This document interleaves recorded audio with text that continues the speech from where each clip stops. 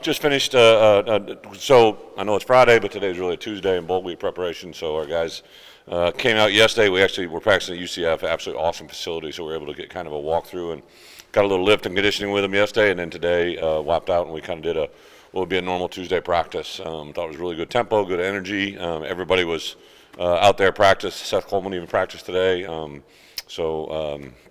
get him back out there was pretty awesome. Really can't think of anybody. Everybody else is good to go. I don't think there's any limits. Obviously, Pat Bryant's not here. Actually, Pat will be here tomorrow, I think, but won't practice. But so from a health standpoint, pretty good, pretty clean day. I really like their tempo, attitude. Actually, tonight they're taking a little Fogo de Chao, a little all-you-need Brazilian joint, and I think they're going to the Magic game tonight. Tomorrow is Universal Studios for them. Allows them to kind of get a balance of that, and it's been really fun. Have a lot of Orlando guys, obviously Dennis Briggs, got a couple guys that are from the Orlando area, have over 20 players from Florida, so it's pretty awesome. With that, open it up. Coach, how big would it be to get that 10th win historically, just for your program? Yeah, I think to get to 10 wins is a big deal in college football.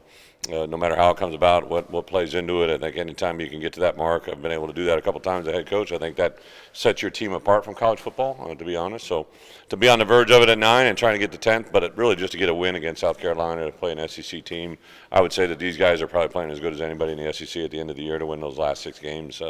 Absolutely dynamic player on offense. Our quarterback is very gifted. I have a lot of really explosive playmakers around him. And then on defense, just obviously another one ends out, but overall very different defense than what we see in the Big Ten. I think it's a very good challenge for our guys. I think they're psyched and wired into it. Obviously, the junior college ruling would open the door possibly for J.C. Davis. Mm-hmm. Have you guys had any conversations, or how long have you been preparing for that possibility? Well, when that ruling came through, obviously the Vandy quarterback, that kind of put everybody on high alert status. I literally hopped on a plane on Sunday night and flew to my day before Christmas was spent in Oakland, California. Met with JC and his family. I flew out there and did a recruiting pitch to him and showed him what we think the value of him is and what he could do in our program, especially with this bonus year. And I thought it was something that I don't know if anybody else in college football did that, but I think we wanted to let him know exactly what we thought of him, but also kind of give him a lot of education on. It just changed literally overnight. Here's a guy that was playing in the Senior Bowl and thought he was playing in his last college football game, and now he has a chance for a whole nother year. So him and Zai both obviously will have that opportunity.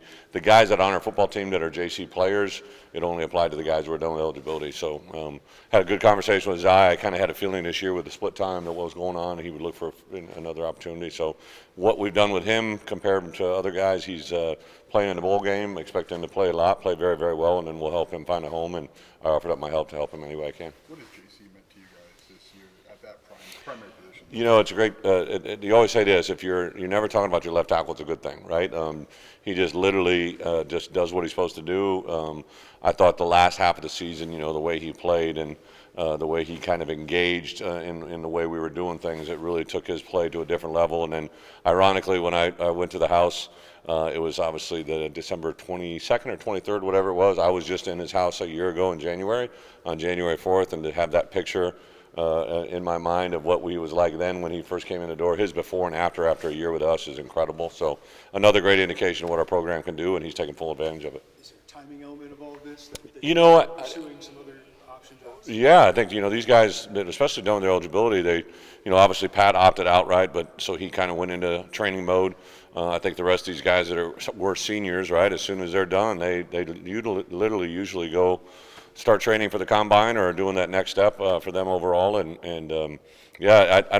told them there's no expiration date. We're not a milk carton in the fridge, right? Like as you make your decision, that's your decision when you're going to do it. But it also opened up a whole other world of portal guys. I know there was a certain conference that was trying to stop it, I think, because they've already spent the money they're going to spend on guys, and now it opens up a whole other world of guys that are eligible for a portal. So it's really kind of an interesting time. The Wisconsin trio guys that you actually have signed, Yeah. ready to go for next year. How excited are you about bringing in those guys and having Terrence be able to coach? All of them were kind of a little different story. So Leon, actually, I remember last year when I saw him get in the portal, I knew what Syracuse was doing, so I actually kind of watched him on film, and then he quickly jumped in the Wisco boat, but I had actually watched his film, so I knew about him a year ago. So he was a little bit different. As soon as I saw his name pop up, we were on him pretty quickly. We knew we wanted to sign one kind of a Seth Coleman type guy, right, a Fox type. So I went pretty hard on him. He came in probably one of the first ones to visit. And then with James and Kurt, two guys that I remember game playing against them, and I remember watching them and kind of seeing how they played. Now, back when they were playing under Jimmy's system, right, they played a system that was very similar to ours, so it was kind of easy to see some of that stuff play out. I like Kurt, I think he's a very dynamic player. He's kind of a little bit T-Raj in the fact that he's kind of worked his way into that position, and maybe wasn't all this, all that coming out. And then, for me, James was just really a dynamic, explosive. He's got what I call those country strong hands. He's actually a Cincinnati kid, but when I first started talking to him, I'm like, dude, I love the way you play with your hands. I love to play with the intensity. And then he was a guy a year ago had a draft grade, right, that was possibly going to forego a year of going in the draft. So really went after him pretty hard, and I think J-Mo and I kind of made a mark on when they came in and saw how we did things and what we do and how we play it. All three of them were very unique because they all came in at different times,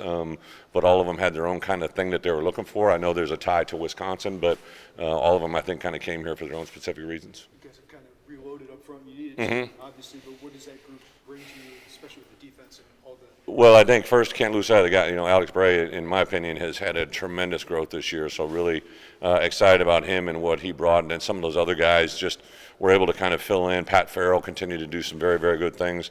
I'm excited to see Alec Bryant. I kind of challenged him, especially we didn't know if Seth was going to play. Alec Bryant, in my opinion, Northwestern played extremely good. That was the best football I've seen him play. It was the first role that he had as a starter, so that was really pretty awesome to see him take that step forward and see where he can go. Obviously, Gabe and X got some things they're still rolling through, but both those guys are playing the game. We're kind of just helping them through that process too. But we have a chance on offense and defense if we get the right guys in at the right positions, I think to be pretty special. I want to ask you about Tomiwa too. What's he bring to that group? Yeah, Tommy Wall. He was another guy I saw a year ago when he was at West Virginia. He was at Kentucky, so I'd called Stoopsy about him. And then when he was at West Virginia going to Florida State, we tried to get in the mix there. Again, probably a different type of end, but they actually played him inside at Florida State, and I think it's a little bit of a hybrid of both. So he's a guy I'm excited because he's got 2 years of eligibility and very athletic kid. Punters are people too. You've got two punters in the portal, but are you satisfied with what you have with Breezy going into? Yeah, I kind of knew Declan. Portal world for a specialist. Yeah, Declan was a guy that we brought in. He wasn't on scholarship. He was a guy that we had kind of talked about coming in and doing what we needed to do, and it wasn't surprising to me. I went to have a conversation with him right after the season. I knew it hadn't gone as well as he had hoped, so I said, hey, anything I can do to help you get where you need to be, and so I thought that one was coming. Hugh, we had kind of decided all year long he was moving on. I knew he had a year of eligibility, so really no surprise there. Breezy will be our punter in the bowl game, but I think two other kickers in our program, David Alano and Chow, those guys I think are pretty set on where we're at, but I would say that for us, we are still exploring a portal world in a punter world. Yeah, and a wide receiver, Bret and Justin. What does he bring to you, and how's your pitch at that position in the portal changed? So J-Bo was actually at Eastern Illinois, right? Kind of crazy, and then obviously had success in the MAC conference. Very tall, athletic, really dynamic kid. Really excited about on film what we saw with him, and came in, was a good fit for us. Really liked what he had done on film. Had talked a lot with Eastern Illinois. They obviously didn't want to lose him, and neither did Ball State, right? Ball State. So those guys, I think anytime you're leaving a place and the coaches speak highly of you, it gets me excited. And I think in this portal world, what we want to do is, I always tell these guys, I don't mind getting a little surprised. We just can't get, hit over the head with a billy club, right? So I really wanted to know who these guys are and where they are and what they were, and the reports have been awesome. His mom and dad came to town, were really good people. They're actually from Miami Northwestern. They actually had went to school with Cox brothers, right? And so just crazy kind of connections and put all that together, and I'm excited to get where he is. How's the reception been here in Orlando for the Citrus Bowl? Yeah, so it's kind of funny. My first ever bowl game was the Capital One Bowl back in the day in 2006, and Steve Hogan is the executive director. He and I came in as rookies that year. I was rookie head coach. He's a rookie executive director. So now to come full circle, both of us married and have a couple kids, it's kind of a different world, different outlook. But the people here have always been awesome. The city's been awesome. The way they take care of us. This hotel is absolutely just ideal for our guys, and the layout and the spacing, and there it is. So I think to have Orlando this time of year, sometimes you get to these bowl games and maybe the destination cities aren't as great as you would hope, but these people here in Orlando, and I think that we got a special day coming on a Thursday. That's the day when we meet up with the kids that give back to the community, and the way our kids are kind of wired, I think it'll be a really special day. What's this mean for this team, Brett? I know you had a team 2 years ago win 8 games and go to a bowl like this, but what's it mean for this team, especially you guys like Aiden, Matthew, who've been part of this turnaround? So literally today on a bus ride over to the stadium, I get another text from Mike Maziarz, our academic advisor, and our kids now 4 straight semesters have set an academic record, right? We have really smart kids who I think are good kids.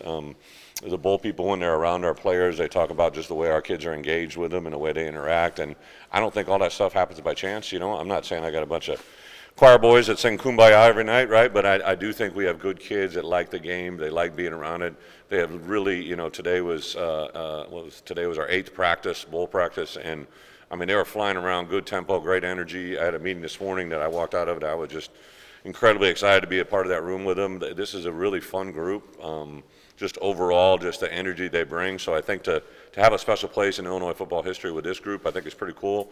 I also have been selling, obviously 10 wins is a big deal, but the catapult that this could be into 2025 is I think a team that we would not shy away from. This is a team that we would hope would be a playoff type team, right? And the chemistry that we have and the unique players that we have, if we can get all these guys to come back, it'd be pretty special. The history of their program, there has been opportunities like this along the way, 84, 2007, and then the bowl game didn't quite go the way they thought it was going to go. Is it important to get this just to catapult the program? Well, I think the only people that really know that are people that are fanatics, right? Like, I appreciate what you're saying, but I don't know that, right? I know it because I've been here, but like I don't live it, right? Like all I've worried about, I do care about what's happened in the past, but I don't care. Like it's probably a hard thing to describe as a head coach.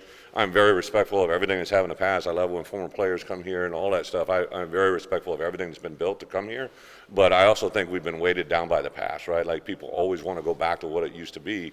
Like, hey, there's a new day, right? Come in front, go forward, right? I knew we wanted to build it in a way to get out here, right, and get ourselves in this position. Obviously, to think that today happened just overnight is obviously a very hard concept to process, right? But I'm excited. Is there things that we can do better? Absolutely. I think in this world that's being created right now in college football, it's an unprecedented time. I've never been in a position as a head coach. I've been in some great programs, but now the parity that's in college football, and if we can get to a place that everybody's kind of on the same wheelhouse as far as salary and not salary, but like player portal or the money that's available, right?